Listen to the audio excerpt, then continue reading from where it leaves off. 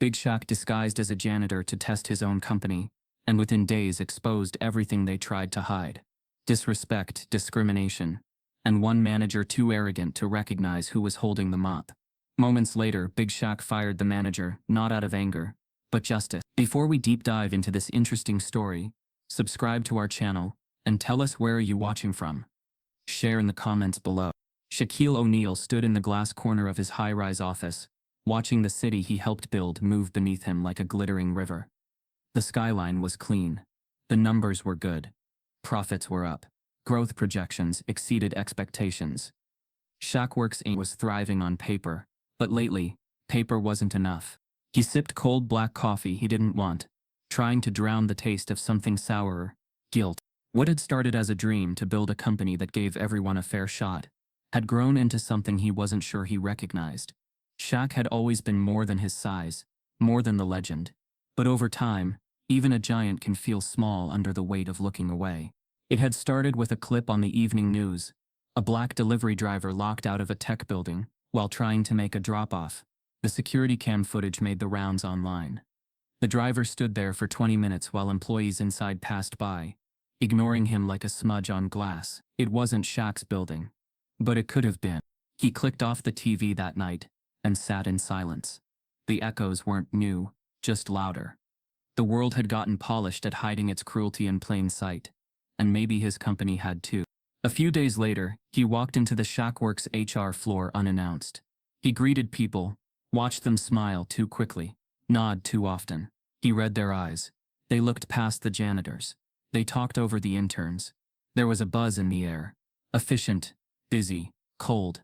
That night, Shaq called his mother, Lucille. "You always said never trust a house you haven't walked barefoot in," he told her. She chuckled on the other end. "That's right. People clean differently when they know who's coming over. But the dirt always shows up in the corners. And if I want to see the corners, you know what to do." He hung up with resolve, hardening in his chest like stone. The next morning, Menara, his 18-year-old daughter, joined him for breakfast. She asked, half joking, "Dad, do you even know what your cafeteria looks like?" That hit harder than she knew. 2 days later, Shaquille O'Neal vanished from Shaqworks Inc. He left the suits in his closet, and the spotlight in the rear view. What emerged was Mr. Ray, a middle-aged, slightly limping janitor with salt in his beard and wear in his boots. The ID badge had a name no one questioned. The work shirt hung loose on his frame.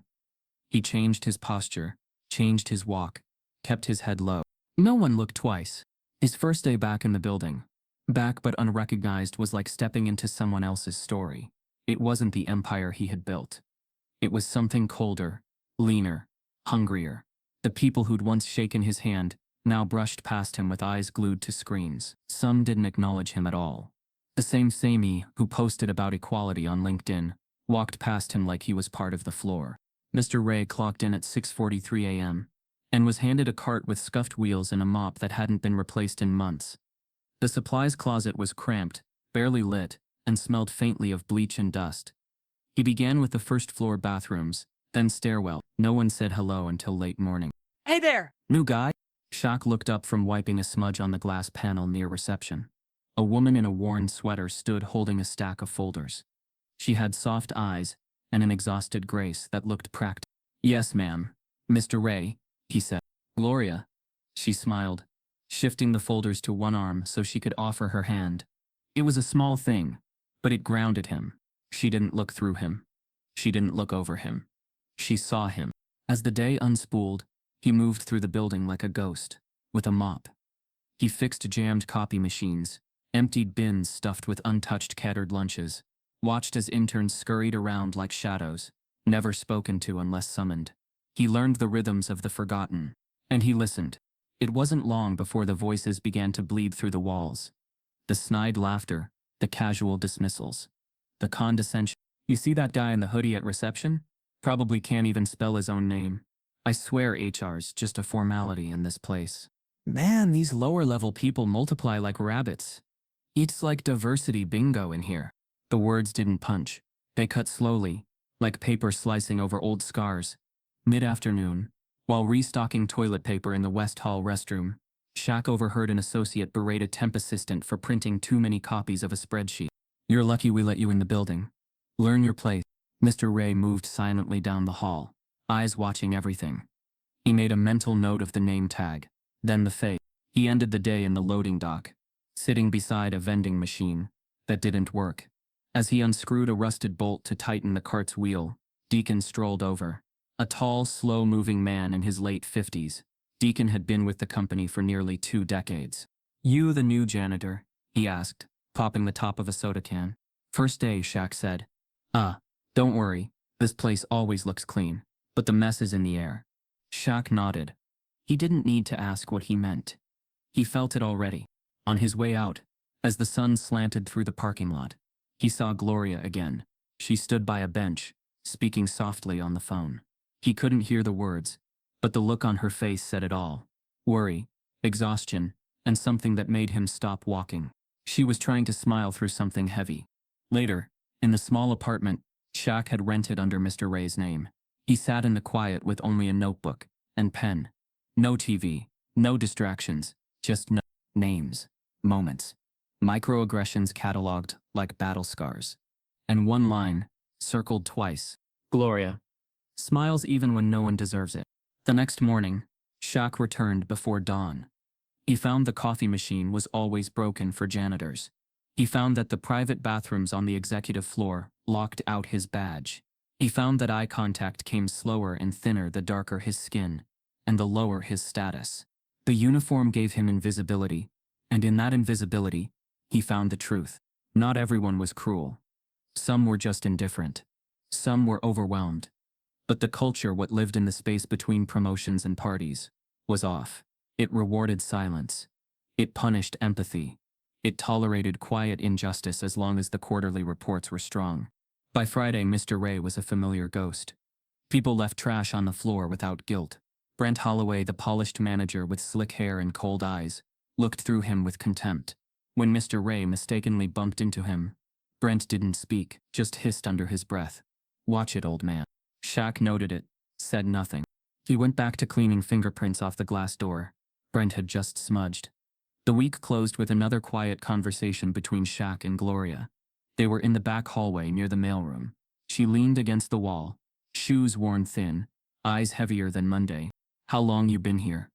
Shaq asked gently. 8 years, she said. "Started part-time, stayed when I could have left. Thought I could grow here." "Why didn't you?" She gave a soft, hollow laugh. "Some ceilings aren't glass. They're made of silence." Shaq didn't reply. Not then.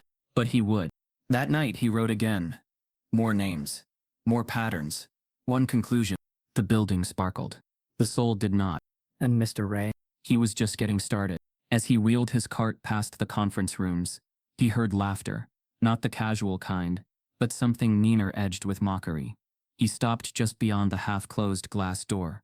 Inside, a group of employees stood around a whiteboard. A junior staffer with a thick Caribbean accent was nervously presenting. From behind, one of the executives whispered, "I can barely understand a word he's saying. We hiring translators now." There were chuckles. Low, sharp. The presenter heard. Shaq saw it in his shoulders, but he said nothing. Later, Mr. Ray entered the tech support floor, where wires snaked the ground like roots, and everyone wore hoodies or noise-canceling headphones. He paused by a water cooler where 2 men whispered just loud enough to be careless. They should start doing background checks before giving out badges, one muttered, nodding toward a dark-skinned delivery man waiting at the front desk. "Can't be too careful. Security theater," the other shrugged. "If they don't steal laptops, they'll probably just sleep in the loading dock." The words slithered into the air like smoke, casual, unchallenged, passed off like dark humor. But Mr. Ray's chest tightened. These weren't outbursts. These were norms. Quiet bricks in a structure built to keep some people outside, and others comfortably ignorant. Mid-morning, he returned to the reception area, where Gloria sat behind a curved desk, typing with a steady rhythm. She greeted him with a smile that seemed tired today. "Morning, Mr. Ray. You okay?" "Just mopping my way through the day," he replied. She chuckled. "Aren't we all?" He watched as a junior associate rushed past and dropped a manila folder across her desk without a word. Gloria flinched but said nothing, even as the papers scattered. She gathered them up and kept typing. It happened again 2 hours later with someone else. Same motion, Same silence. By noon, Mr. Ray found himself fixing a jammed coffee machine near the executive break room. As he crouched beside it, the door opened and in stepped Brent Holloway. Shaq had heard the name tossed around in near hushed tones. Brent managed operations for the entire building and carried himself like he owned it. Slick, tall, and sharply dressed, he was the type who adjusted his cuffs just to watch people notice. He walked in like wind followed him. Brent didn't see Mr. Ray at first. He was on a call. I don't care what HR says, Nate's out. Replace him with someone who knows how to speak to clients. Yeah, well, let them complain. No one listens to complaints down here anyway. He turned toward the coffee machine and caught sight of Mr. Ray crouched at the side. Oh, Brent said, eyebrows raising. Didn't know they still hired seniors for janitorial work. You need... Mr. Ray didn't look up. Just fixing the clog. Brent shrugged. Right. Well, make sure it's done before 2 I have a meeting. And I don't want the room smelling like burnt beans. As Brent walked out, he muttered, you people love stretching simple jobs into whole shifts. Shaq's hands froze on the machine. He stared at the valve he was adjusting. The bitterness of the moment, like copper on his tongue. The words weren't explosive. They were worse. They were familiar. He didn't answer. He just finished the fix, cleaned the machine, and made a note. Brent Holloway, polished on the outside, wrought behind the teeth. That afternoon, Mr. Ray mopped near the lunchroom where 3 men and a woman laughed around a table. You hear about the diversity seminar next month? One of them asked. Mandatory attendance. Oh goody, another smirked. Another hour of check your privilege while the real work piles up. I'll just bring a coloring book and nod, said the woman, sipping her latte. They laughed. No one noticed the janitor quietly moving past them, his shoulders tight, his heart heavier with each hallway he passed. At around 3:15 p.m., Mr. Ray returned to the front desk to drop off a replacement box of printer paper. Gloria looked up as he set it down. Thanks, she said, offering him the second half of her sandwich. You look like you skipped lunch. Shaq hesitated. I'm good. Take it. I'm not really hungry anyway. He took it with a nod, unsure whether it was her kindness or the way she said it. Like skipping meals was routine that unsettled him more. He watched her tuck her jacket around herself like armor as a cold draft hit the desk area. Her shoes were scuffed, her nails clean but unpolished. A thin sheen of exhaustion clung to her face, but she never let it harden her eyes. Gloria worked like she owed the building her soul. That evening, Mr. Ray emptied the trash from Brent's office. He found discarded feedback forms torn in half, crumpled notes from HR with questions circled in red, and one form with the words Gloria L. scrawled in the corner beside the phrase, not assertive enough for promotion consideration. He didn't take the paper. He just stared at it for a long time. The building may have had cameras, but no one was watching what mattered. As the sun lowered, he walked the carpeted halls one more time. The light hit everything just right. The floors gleamed, the artwork on the walls, diversity quotes, inclusion posters, photos of employees from holiday parties, felt like decorations in a house no one lived in. It was around 6:00 p.m. when he saw Gloria packing up at her desk. Most employees had gone home.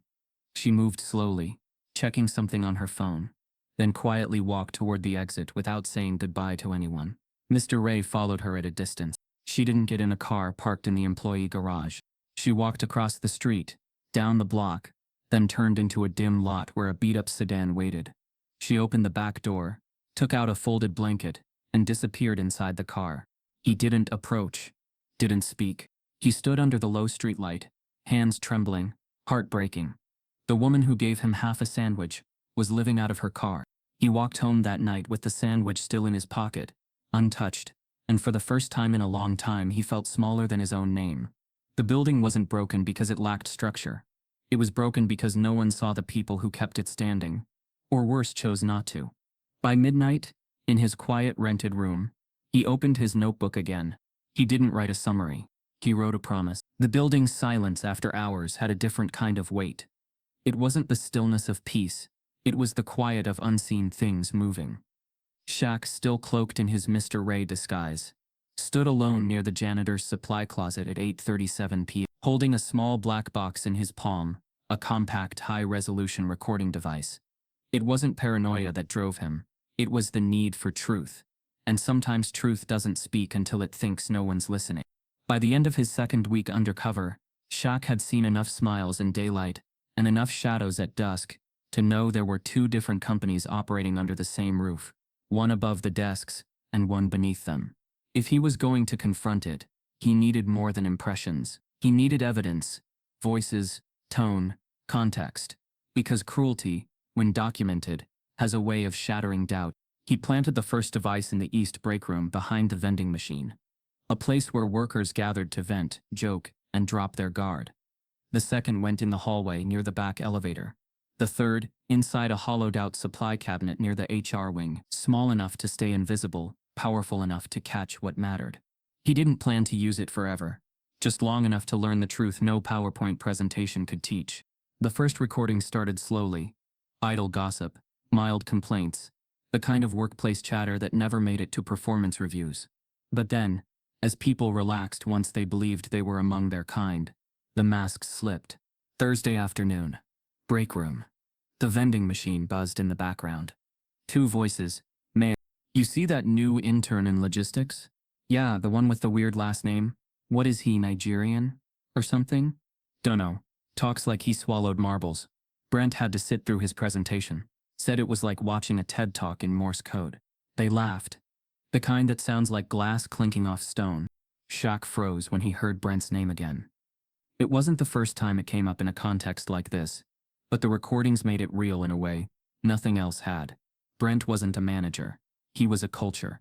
And that culture was rotting. Friday, around 11 a.m., another break room session. A woman's voice.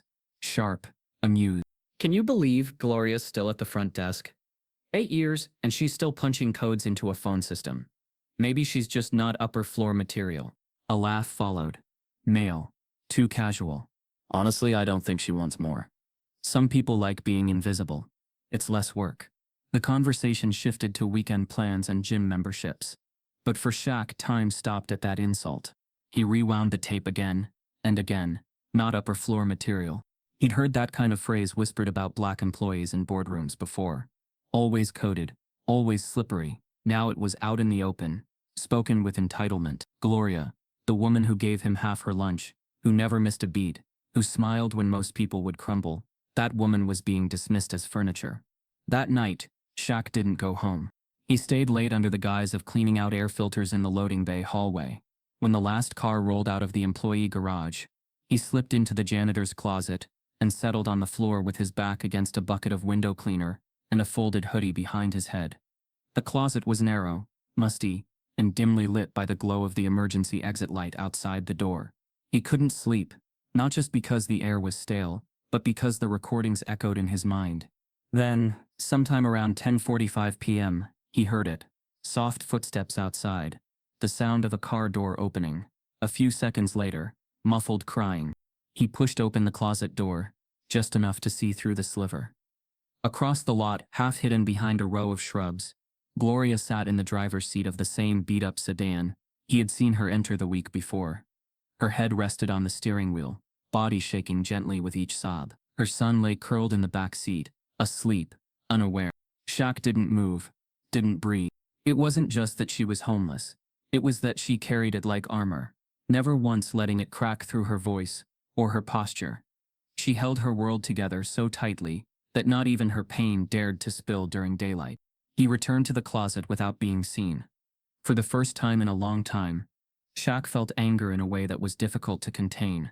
Not explosive, but bone deep. It was the kind of fury that came from realizing someone had been fighting to survive in your house, while everyone else bragged about the view. The next morning, he walked into the executive lounge to take out trash, and found Brent again, sitting with two others, laughing, always laughing. Brent held a clipboard with a few HR documents clipped to it. You know how many anonymous complaints we got last quarter? Brent chuckled. 17. Guess how many I sent upstairs? One of the others shrugged. 0. Brent grinned. Why? Because anonymous means imaginary. If you're not brave enough to put your name on it, maybe you don't deserve a voice. Shaq stopped at the doorway. He watched Brent toss the forms in the recycling bin, like scratch paper. Then came the line that finally locked it in. You let people like Gloria think they can rise. They start believing they belong. Dangerous thing. Hope, harder to kill once it spreads. Shaq clenched the trash bag tighter, knuckles going pale. Brent didn't even glance his way. as he left the lounge. That evening, back in his rented apartment, Shaq lined up the audio files on his laptop, each one catalogued and time-stamped. The voices overlapped in his ears, laughing, mocking, dismissing, judging. And under it all, Gloria's silence rang the loudest. There was no violence in the building. No shouting matches or slammed doors. But what he heard was worse. Calculated indifference. A slow erosion of dignity. The next morning, he passed by Gloria again. She offered him a smile like always. He nodded, held it just a second longer than usual. "You okay, Mr. Ray?" she asked. He nodded again. But inside, something had shifted. This wasn't about a test anymore. It was about redemption for him, for his company, for everyone who had ever been overlooked in plain sight. And this time, someone was listening. He began the day by sweeping near the elevators on the West Wing, where marketing and sales shared common space. He knew this zone well by now. It was busy, fast-paced, and loud with ambition. The perfect place to test empathy, because empathy often disappears where competition grows. The plan wasn't complex. Around 9:15 a.m., just as the elevators were bottlenecking with morning traffic, Mr. Ray wheeled his cart nearby, checked the cameras, and stepped inside the middle elevator. He stood alone, adjusting the mop handle. Then as the doors began to close, he pressed the emergency stop and fell forward hard, half into the hall, half inside the cab. He made sure to groan just loud enough for the group of approaching employees to hear. They paused. Two men in fitted suits with keycards clipped to their belts hesitated. Then one snickered. "Is he, cleaning the floor with his face?" The other smirked. "Scone, man. He's got like 4 mops. Can't drop one and die." They stepped around him. One even raised his phone like he might record it, then lowered it again with a shrug. Mr. Ray didn't move. He stayed there for a full minute, letting the absurdity breathe. Then came the third person, heels clicking, papers rustling, breath slightly rushed. Gloria. She didn't laugh. She dropped everything. "Oh my God, Mr. Ray. Are you okay?" she gasped, kneeling beside him. He lifted his head slightly, voice low. "Just slipped." She reached under his arm. "You hit your side hard. Let me help. Can you sit up?" He nodded slowly. She guided him to the side of the elevator, ignoring the glances of passers-by. One woman looked irritated as she stepped past them, clearly annoyed that the scene was blocking her ride upstairs. "Someone should call medical," Gloria said. "No need," he whispered. "Just my pride." She gave him a look that saw through the deflection but didn't push. She stayed until he insisted on getting up himself. Then she helped gather his mop handle and lifted the fallen spray bottle that had rolled under a bench. As she turned to leave, he said quietly, "Thank you." "You'd do the same," she smiled, and was gone. By noon, Shaq had reset the board. This time he slipped a sealed package marked Confidential HR outside Brent Holloway's office, but addressed it incorrectly to Finance D. Cutler. It was bait, pure and simple. Shaq watched from the hallway corner camera feed as Brent exited his office and picked it up. He read the label, scoffed, and opened it anyway. Inside was nothing but a test document, a fabricated summary report titled Internal Culture Observations, Equity and Ethics Audit Findings Phase 1. Shaq watched as Brent scanned the first page, muttered, "Waste of time," and crumpled it into a ball. He didn't even ask where it should have gone. Next came the ID badge. Around 3:00 p.m., Mr. Ray accidentally dropped a card labeled Senior Systems Analyst, K. Dawson, near the lunch area. Over the next 45 minutes, 10 people walked past it. One stepped on it. It wasn't until Gloria walked by after a restroom break that anyone acknowledged it. She paused, picked it up gently, read the name twice, and immediately walked to the directory board. Shaq followed her discreetly as she navigated to the second-floor IT wing and handed the badge to the receptionist. "Might belong to someone on your team," she said. "Didn't want anyone locked out." The receptionist thanked her. Gloria just nodded and left without waiting for recognition. Later that day, Shaq placed a full soda cup, without a lid, on the edge of the third-floor stairwell. Another setup. It tipped. It spilled. A sticky mess of syrup and ice pooled across the tile. Several employees saw it. 2 literally stepped over it. One took a picture and shook their head. "Gloria?" She fetched paper towels from her desk and mopped it herself, even though it wasn't her job. "Why are you doing that?" one passing employee asked. "That's custodial stuff." She didn't look up. "Because someone could fall." Mr. Ray stood at the edge of the hallway, heart torn between admiration and sorrow. There were people in the building who thought empathy was weakness. Gloria reminded him it was strength in disguise. That evening, he helped her sort printer paper at the front desk. "You ever get tired of helping people?" he asked casually. She smiled but didn't answer right away. "My grandma used to say, don't let the cold change your temperature. Be the fire. I guess I'm just trying to be that." Shaq leaned on the desk. "Not everyone sees it that way." Gloria shrugged. "I've been invisible long enough to know that being seen isn't everything. But being kind? That's currency too. That's the stuff that doesn't bounce." He let the silence sit for a moment, before speaking again. "You always carry that same bag with you," he said. She looked down at the small plastic bag tucked under her desk. "Yeah," she said lightly. "Toiletries, snacks, couple shirts. Never know when you'll have to stay somewhere else. Long day turns into a long night." She said it like it was normal, like preparedness was just part of the job. Shaq didn't press, but inside his chest tightened. He noticed, too, that she always wore the same navy coat, even when it was warm, even when the sun shone hot through the front windows. The sleeves were starting to fray. The zipper had a paper clip tied through the pull tab. He began connecting dots he'd ignored too long. She hadn't just skipped lunch that day. She didn't have the option. Back at his apartment that night, Shaq laid out all the data, the small tests, the reactions, the truth hiding in daylight. Brent failed all of them. So did most others. But Gloria passed with quiet grace, every single time, without knowing she was being watched. He reviewed footage, watched again as Brent discarded the report, listened again to the laughter in the elevator, as he lay on the floor, rewound the audio of someone asking, "Why are you doing that?" when Gloria cleaned the soda spill. These weren't isolated incidents. They were habits, cultural reflexes baked into the walls of his empire. Shaq opened his journal and wrote one line under that day's date. "Kindness doesn't announce itself, but neither does rot." He stared at those words for a long time. The next day he set one more test. This time it wasn't for anyone else. It was for himself. There was music in the courtyard. Laughter, sizzling meat on grills, plastic cups filled with lemonade and catered charm. The Shackworks' annual summer barbecue had arrived, a tradition meant to celebrate the culture of the company, complete with branded t-shirts, beanbag games, and executives smiling just enough to make it seem like they meant it. But culture couldn't be measured by sunshine and a Spotify playlist. Shaq knew that now more than ever. As Mr. Ray, he stood at the perimeter of the courtyard, near the shrubs lining the outdoor fountain. He wore the same faded cap, a gray workshirt stained at the collar, and rubber-soled shoes that didn't quite fit. He leaned against a service cart with an empty cooler, as his disguise pretending to be on standby in case someone needed to refill drinks. No one did. Employees walked past him like he wasn't there, which was the point.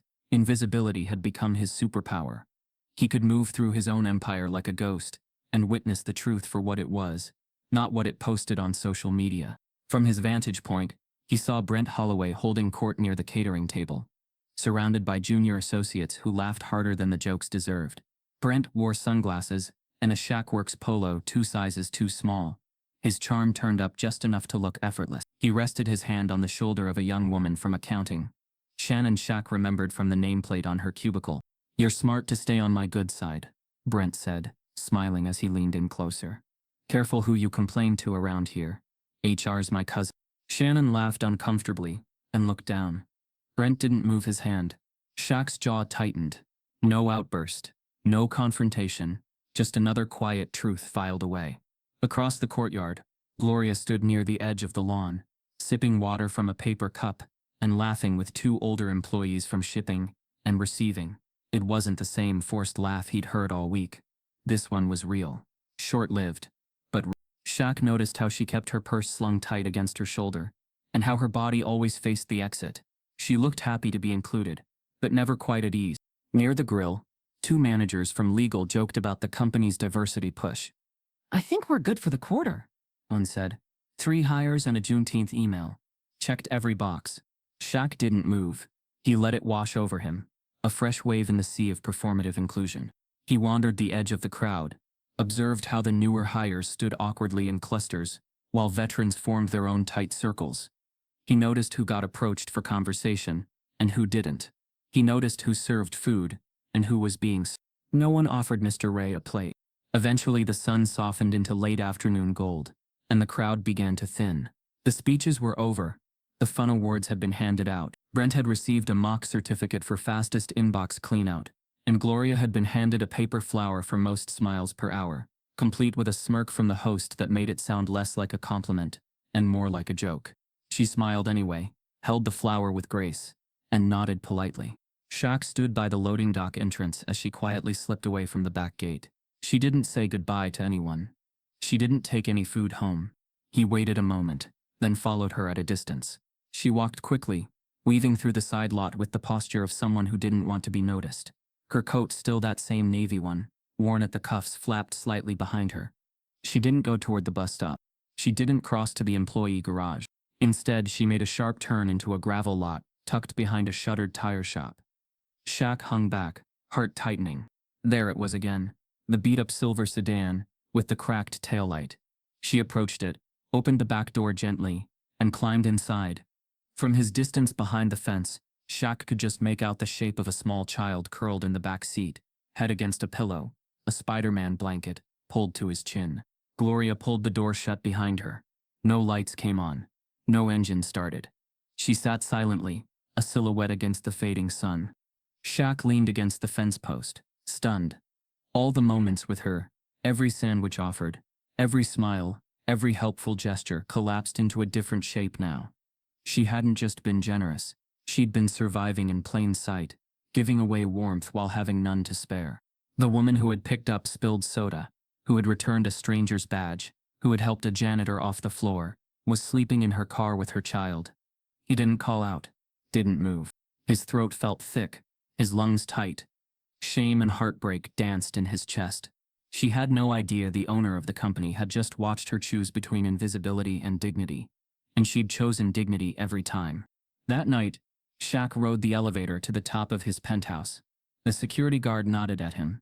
The valet returned his car keys with a grin. The lobby smelled like imported pinwood oil and success.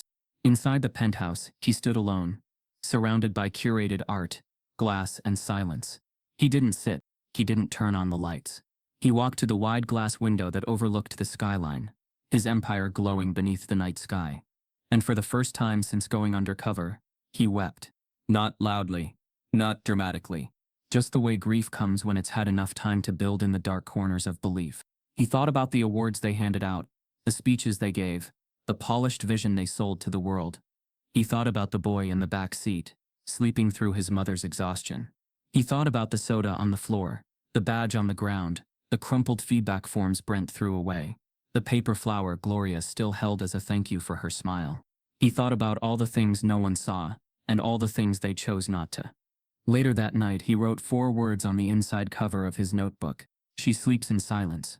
Then he circled it, twice. He knew now that this couldn't wait. The game was over. Observation had done its job. The masks had dropped. The story behind the shine had shown its face. But it wasn't just about Brent anymore, or even H. It was about the foundation. The rot in the wood that no one wanted to see because the floors were still glossy.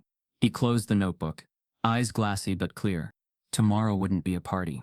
Tomorrow the real work would begin. I told you already. That janitor's been snooping around, cleaning where nobody asked, watching people. Hell, I think he's taken notes on me. He paused, voice thickening into threat. Someone needs to handle him before he starts making things messy. Shaq kept wiping the same surface. Over and over, each pass of the rag scrubbing down a rising fury. Brent didn't recognize him. Not even now, not even after all the chances. But someone else did. "Big man," a voice said that night near the lobby exit. It was quiet, firm, and familiar. Shaq turned. Reggie, the old night shift security guard, stood at the threshold holding a clipboard in one hand and a thermos in the other. His uniform was clean but faded. His cap tugged low. "I knew it was you the second week," Reggie said without drama. "Didn't say nothing. Figured you needed to see it for yourself." Shaq blinked. "You? How?" Reggie chuckled. "You might walk like a janitor, but your silence is too heavy. Only one man I know who could make a hallway feel like a courtroom without saying a word." Shaq stepped forward, voice lowered. "What do you see here, Reg? Really see?" Reggie looked around the empty lobby, then shrugged. Glass walls everywhere. But nobody's seeing anything. Too many folks look at their reflection. Not Shaq nodded, then said quietly, "It's worse than I thought." Reggie didn't argue, just lifted his thermos and took a long sip.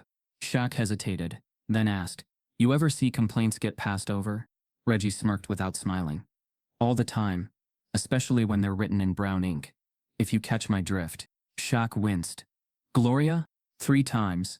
That woman's been told maybe next quarter so many times she started saying it to herself." Shaq looked down at his boots, the silence between them thick with meaning. "You gonna let him keep doing it?" Reggie asked. "No," Shaq said, eyes steady now. "Tomorrow they see who's really cleaning house." Upstairs in the IT department, another quiet figure had started noticing cracks in the company's carefully painted image. His name was Silas. 24, sharp-eyed, introverted, a background in cybersecurity and a habit of noticing what others missed. He'd seen Mr. Ray in the hallway every day, usually alone, usually moving slower than janitors needed to. What caught Silas's attention first wasn't the uniform, it was the posture. The way Mr. Ray stood with his back straight, even when emptying bins. The way he listened, never distracted, always absorbing. And then came the slip. 3 days ago, Mr. Ray had bumped into an unplugged server tower in the server room, a place janitors rarely went. Silas had caught it on the corner camera. Instead of ignoring it, Mr. Ray had paused, adjusted a ventilation fan with surprising knowledge, and walked off. Today, as Silas passed the break room, he saw Brent ranting to a group of managers again. "Something's off with that guy," Brent was saying. "Too nosy for a cleaner. Too quiet. I don't trust it. Might be someone planted." Silas kept walking, but his curiosity deepened.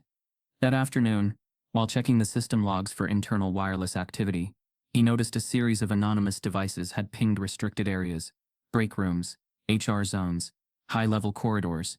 The data wasn't alarming at first glance, but Silas traced the pings to timestamps and saw a pattern. They followed Mr. Ray's cleaning schedule. He blinked, leaned back in his chair, and stared at the screen. Who is this guy? He pulled up a security photo from the courtyard barbecue, grainy, but clear enough. Silas leaned closer, opened a second tab. His mouth dropped slightly. He didn't say anything, just closed the screen and sat in silence for a long time. Downstairs, Mr. Ray moved through the finance floor for the final time in disguise. He no longer looked for answers. He looked for details. Each office he passed, each face he studied, it all became part of the reckoning that brewed in his chest. He passed Gloria's desk and paused. "You always here this late?" he asked softly. She smiled. That tired but beautiful expression that always carried more weight than she'd admit. "Cheaper than daycare," she replied lightly. Shaq nodded, then paused again. "I ever tell you you're the best person in this whole building?" She blinked, surprised. "You don't even know everyone." "I've seen enough," he said. "Trust me." She smiled, genuinely this time. "Well, thank you, Mr. Ray." He turned to walk, then stopped. "You should have been promoted a long time ago." She froze, confused. He walked away before she could respond. That night, as the city lit up outside his penthouse window, Shaq called his mother, Lucille. "I found out everything I needed," he said. "Time to take the mask off?" she asked. "Tomorrow. And what are they gonna see when you do?" Shaq exhaled slowly. "Not just me," he said. "Themselves." It was Monday, early, but every employee had been summoned to the central atrium. Mandatory meeting. All departments, no exceptions. No agenda given. Just a time and a place. 8 hours are in. By 7:59, the atrium buzzed with a low, confused energy. Hundreds of employees stood scattered across the marble floor beneath the skylight, murmuring, speculating, checking their phones. Executives fidgeted near the front row. HR staff looked visibly uneasy. Brent Holloway stood near the stairwell in his tailored navy blazer, whispering something to Shannon from accounting, who offered tight, confused nods. Silas lingered near the back, watching everything, expression unreadable.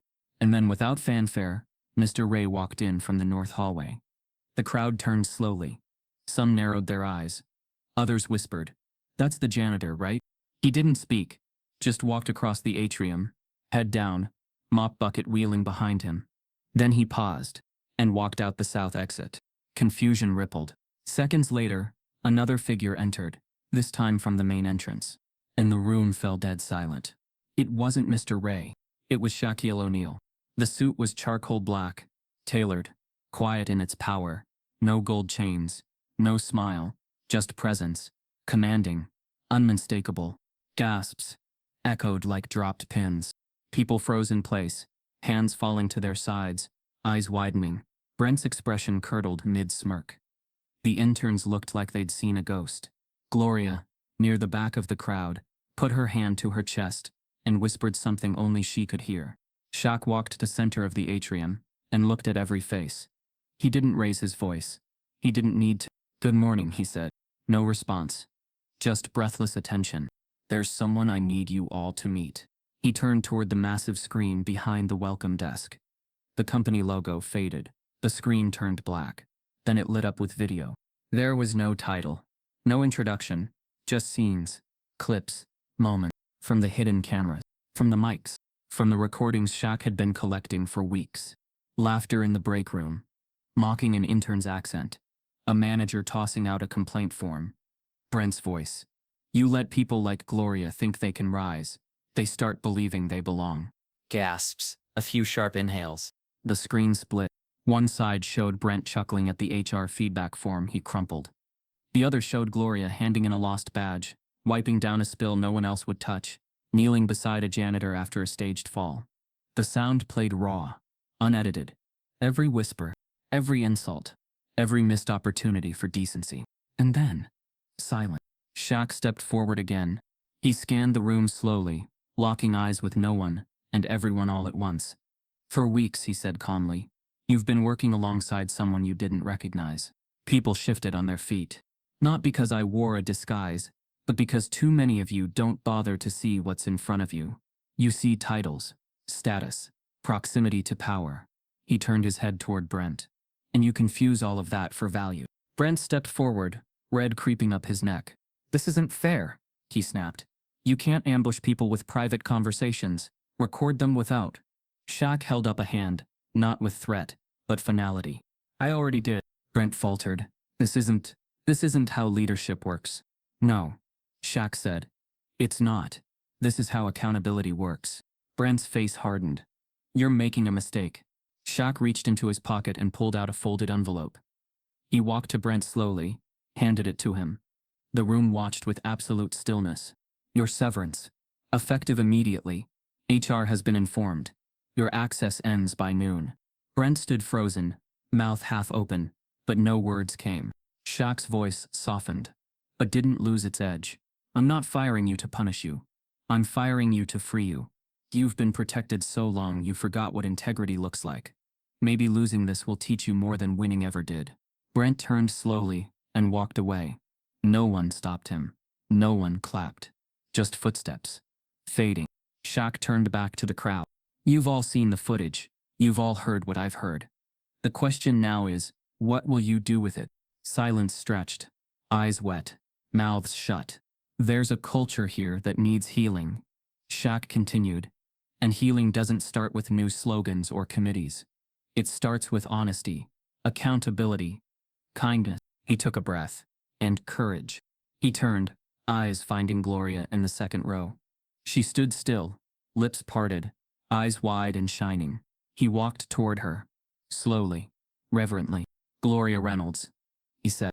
Her name alone broke something. Her lips trembled. The crowd parted. Shaq reached into his coat and pulled out a single silver key on a branded keychain. "This," he said gently, "is for the apartment I purchased yesterday. Fully paid, safe, clean, ready today." Gasps again. Gloria's knees shook. He reached into his other pocket.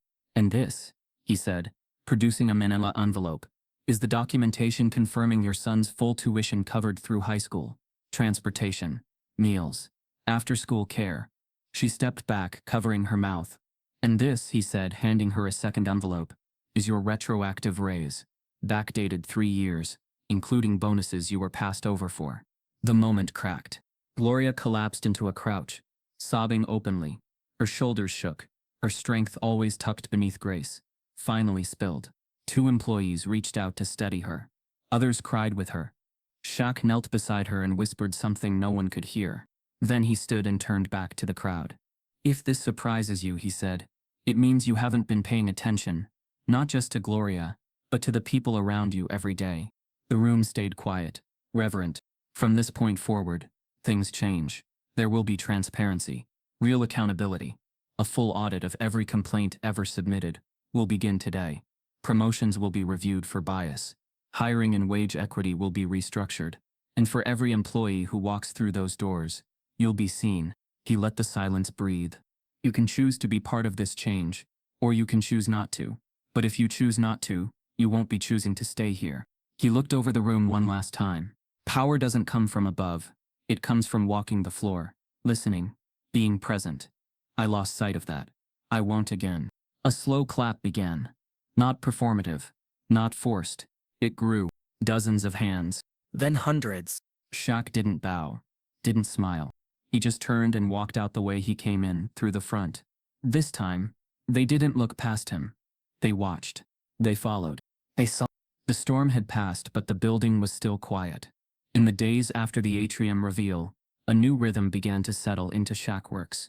Not loud, not abrupt, but purposeful, like breath returning to a chest that had forgotten how to inhale deeply. There were fewer glances over shoulders, fewer whispered hallway comments. More eye contact, more pauses before speaking. A subtle change, but real. Shaquille O'Neal didn't return in disguise again. Now he walked the floors in full view, suit or sweatshirt, depending on the day. He spoke softly, listened longer, and never traveled with an entourage. People made room when he stepped into a room, not out of fear but out of something better, earned respect. The first major change came swiftly. Shaq gathered his executive board, what remained of it, and announced the formation of a new internal group, the Equity Council. The council wasn't for optics. It had decision-making power. Final say on hiring policy, internal promotions, conflict resolution, and cultural accountability. It included members from every level: janitorial, administrative, warehouse, logistics, tech. Diversity wasn't a checkbox. It was the foundation. Culture isn't what you say, Shaq told them. It's what you tolerate. And the council would make sure tolerance didn't mean silence anymore. The second change: living wage. Non-negotiable. No employee at Shackworks, regardless of position, would earn less than a wage aligned with the city's cost of living. Shaq reviewed the payroll personally. Back pay was issued. Contracts were rewritten. Third change: Brent's position would not be refilled. Shaq didn't believe in simply replacing people and calling it progress. Instead, he split the role into two separate leadership positions, with checks and balances between them. No more unchecked authority. No more hallway empires. And when it came time to promote someone into one of those new roles, he stood before the final board meeting and spoke plainly. "Reggie," he said, nodding to the old security guard near the back of the room, "you've been seeing the truth longer than anyone. You're not just watching doors, you're watching people. That's leadership." Reggie blinked, mouth parting slightly. "You're now head of internal culture. Full benefits. Your office is next to mine." The applause that followed wasn't loud, but it was real. Reggie just tipped his cap. The fourth change came with far less ceremony. It was a private meeting. One-on-one. No cameras. Just Shaq and Silas in the rooftop garden. "I know it was you who figured it out," Shaq said, watching the younger man across the picnic table. "Mr. Ray." Silas gave a quiet, self-conscious laugh. "Wasn't hard. You walk different than a janitor." "You think a janitor walks a certain way?" "No," Silas said quickly. "I mean, yeah, maybe, but not like that. You walked like you owned the place." Shaq chuckled. "I did." Silas smiled. Shaq tapped the table. "I need someone watching the system the same way I watched the floors. Someone who sees the patterns before they turn into problems." "You want me to?" "You're my new tech advisor," Shaq said. "With one job: keep us honest." Silas nodded, eyes wide, voice quiet. "I won't let you down." Shaq shook his hand. "That's not what I'm worried about. I'm worried about us letting you down." The final change wasn't public either. It wasn't even operational. It was emotional. Shaq converted the old janitor's closet, the narrow, musty one he had once slept in, into a reflection room. The tile was replaced with reclaimed wood. A single chair sat in the corner. A mirror hung on the wall, and beneath it, a plaque etched in bronze. Everyone matters, from Mop to Mike. No one was required to go in there. But they did, silently. Often. Especially on long days. 1 week after the reveal, Gloria returned from her first day off, in over a year. She arrived in a crisp blazer, no longer in navy blue but soft coral. Her desk had been upgraded, her badge replaced, her nameplate now read, Gloria L. Reynolds, Director of Community Experience. She wasn't given the job out of pity. She was given it because no one understood the soul of the company better than she did.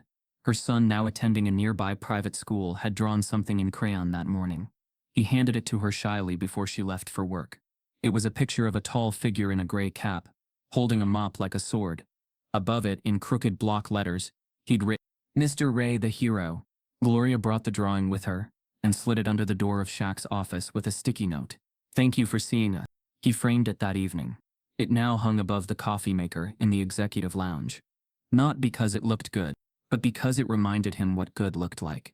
Shaq Works didn't become perfect. There were still hard days. Still difficult conversations.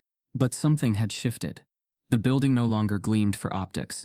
It gleamed because it was finally being cleaned from the inside out. And for the first time in a long time, Shaq didn't walk the halls alone. 6 months had passed. Not a press conference. Not a headline. No dramatic announcement. Just time. And quiet, steady change. The Shaq Works tower stood the same height, but something within it had shifted. It breathed differently now. The lobby's hum was softer, lighter. The reception desk, once cold and transactional, now sat beneath a large framed photo of a man in a gray janitor uniform, holding a mop, smiling faintly. Visitors often paused, glanced at the plaque beneath the photo. Mr. Ray. He saw us first. It wasn't signed. It didn't need to be. One crisp Friday morning, the glass doors hissed open, and a tall man stepped inside wearing black sneakers, jeans, and a navy bomber jacket. No entourage, no flashes, just the sound of his footsteps echoing over polished tile. He paused, looked around the atrium, then offered a slow nod to Reggie, now seated behind a security desk, redesigned with softer lighting and open sightlines. Reggie tipped his cap. You came back quiet. Shaq smiled. That's how I left. You staying long? Long enough. Shaq moved past the metal detector without slowing down. There was no need to check him. The building already knew who he was. He passed through the main floor, noting the subtle details. A new mural stretched across the break room wall, created by employees during an all-staff art day. It was abstract and imperfect, and beautiful. Across the wall, in thick brushstrokes, someone had written, "Belonging is not optional." In the corner of the employee lounge, there was a small glass-encased space, now known as the reflection room. It had a chair, a mirror, a journal, and a bronze plaque that read, "Everyone matters from Mop to Mike." The room was never empty for long.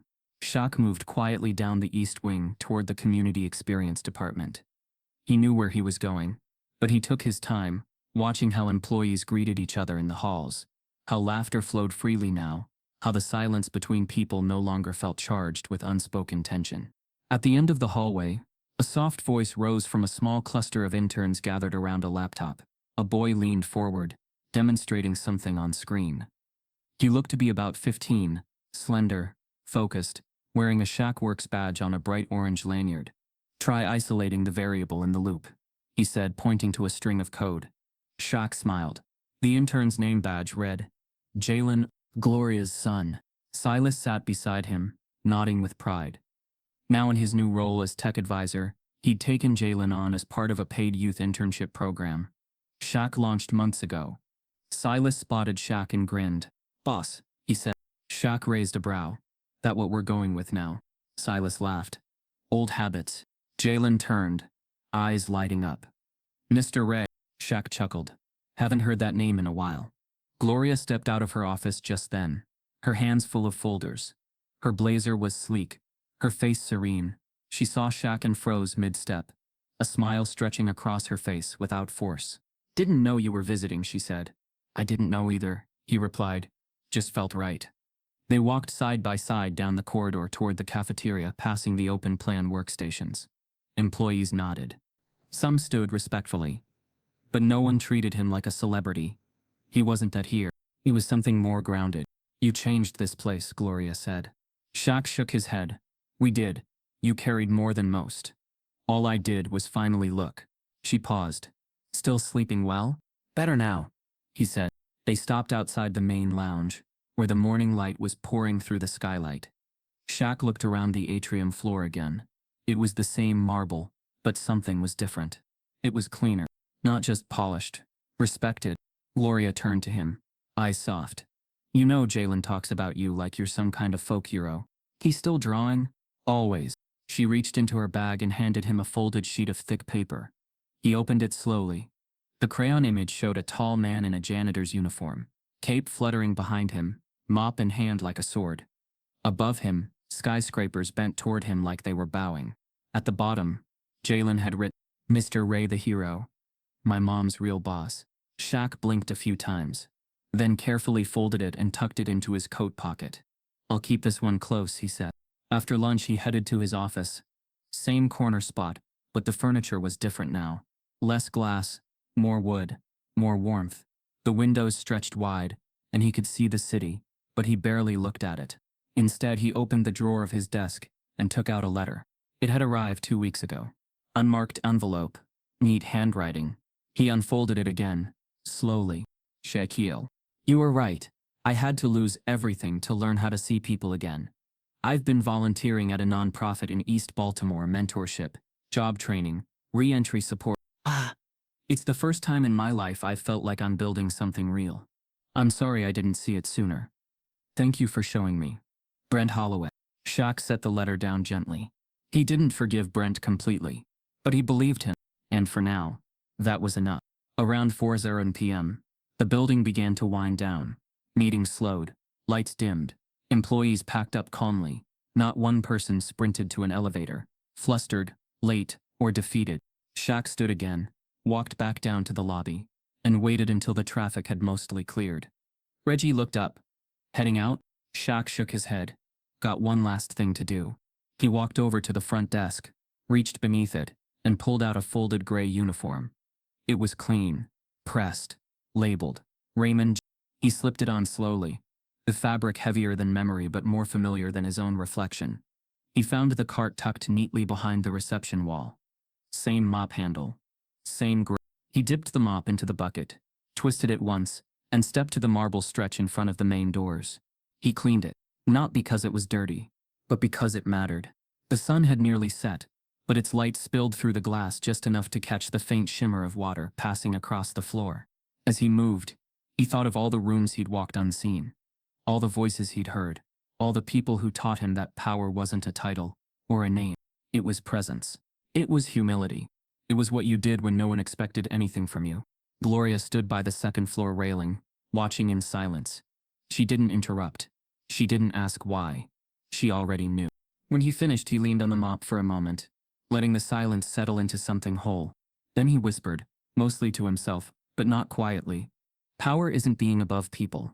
It's being strong enough to stand beside them. And then he turned and left the building. Behind him, the floors gleamed, and beneath them something even stronger now shined. A heart that had finally learned to listen. Some stories entertain. This one reflects you. If it made you feel, think, or look twice, you're exactly where you need to be. Because power only changes things when it stands up, walks the floor, and listens. Stick around. We don't just tell stories. We reveal what others step over.